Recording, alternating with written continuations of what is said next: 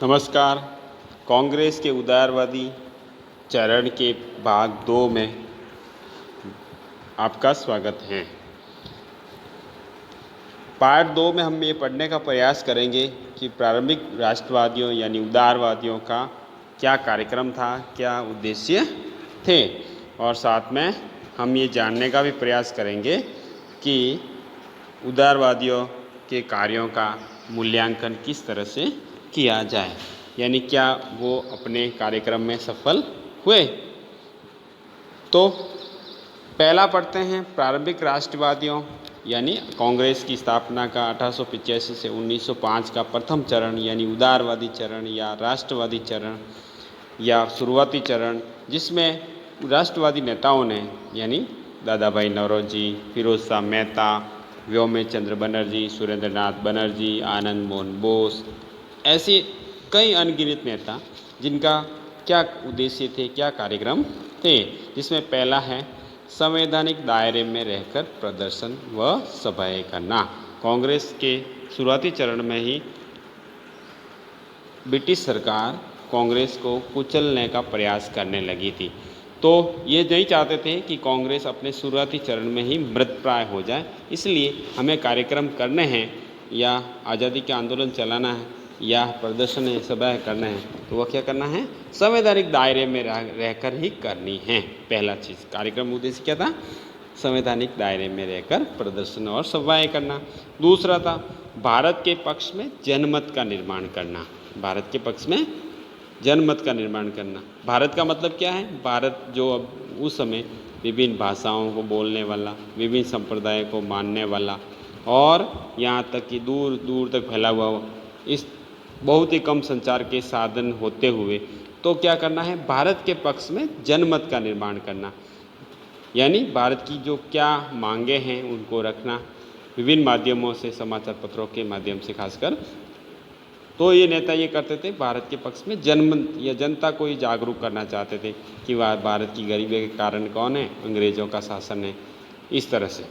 तीसरा, इंग्लैंड में भारतीय पक्ष के प्रति समर्थन बढ़ाना, यानी इंग्लैंड में उनको लगता था कि इंग्लैंड में कुछ अच्छे लोग हैं जो भारत के प्रति समर्थन जताते हैं मानवता की दृष्टिकोण से, तो इनका ये मांगे होती थी कि अंग्रेज़ों को जो इंग्लैंड में है, जो भारत में ब्रिटिश सरकार है, उसके जो मातृ देश इंग्लैंड है, उसके लोगों में अगर समर्थन जुटाया जाए भारत के प्रति, तो हो सकता है वो भारत को आज़ादी देने में सहायता करें।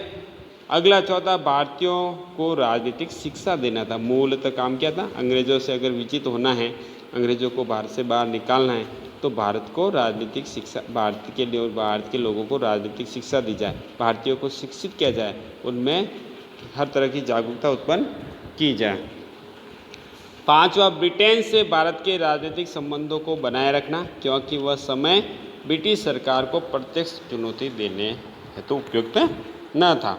यानी ब्रिटेन से भारत के राजनीतिक संबंधों को बनाए रखना है, क्योंकि ये समय नहीं है कि ब्रिटिश सरकार को प्रत्यक्ष चुनौती दी जाए।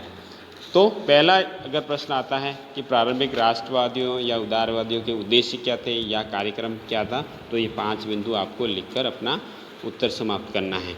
फिर था प्रारंभिक राष्ट्रवादियों के कार्यों का मूल्यांकन। जो प्रारंभिक राष्ट्रवादी थे, उन्होंने जो कार्य किए उनकी समीक्षा करना। हम देखते हैं कि कुछ आलोचक कहते हैं कि भारतीय राष्ट्रीय आंदोलन में नरमपंथियों का नाम मात्र का योगदान था, यानी कोई योगदान नहीं था, न ही उन्होंने कोई ठोस उपलब्धि हासिल की।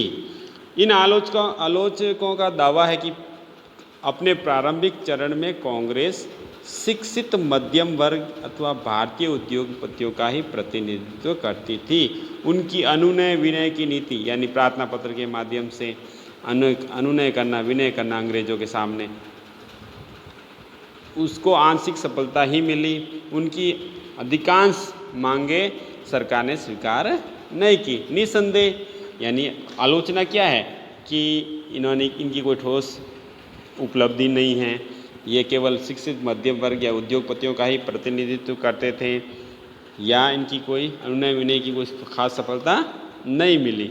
फिर भी इन राष्ट्रवादियों या उदारवादियों के कार्यों की उपलब्धियां बहुत अधिक हैं, यानी उनका मूल्यांकन करते समय इनकी केवल आलोचना ही नहीं करनी है, बल्कि इन्होंने जो मुख्यतः उस तत्कालीन परिस्थितियों में काम किया है उनका मूल्यांकन भी करना है।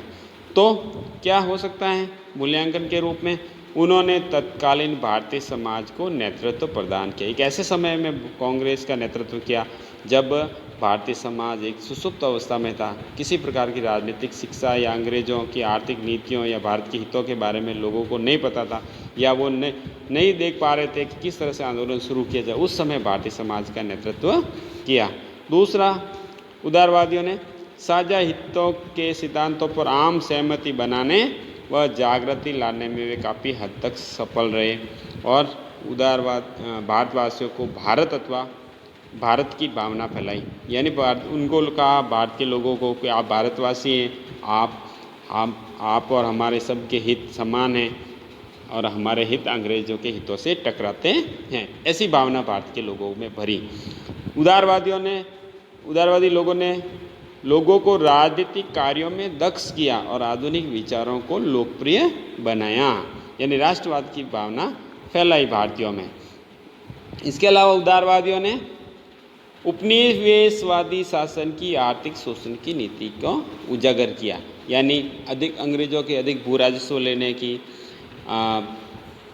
कच्चा माल पर आयात शुल्क बढ़ाने की, यहाँ तक कि कई अंग्रेज़ों द्वारा सभी भारतीय प्रशासनिक सेवाओं में अपने लोगों को भरने की। तो इस तरह से अंग्रेज़ों की जो आर्थिक नीतियाँ थी, जो शोषण करते थे उपनिवेशवादी नीतियों से, उसको उजागर किया। इसके अलावा नरमपंथियों के राजनीतिक कार्य दृढ़ विश्वासों पर अवलंबित थे, न कि उथली भावनाओं पर। वह शुरुआत में विद्यार्थी भी थे और शिक्षक भी थे, फिर भी उनके जो भी कार्य होते थे उनके दृढ़ विश्वासों पर या संबंधित आर्थिक सिद्धांतों पर थी, न कि हवाई बातें थी या उथली बातें नहीं थी।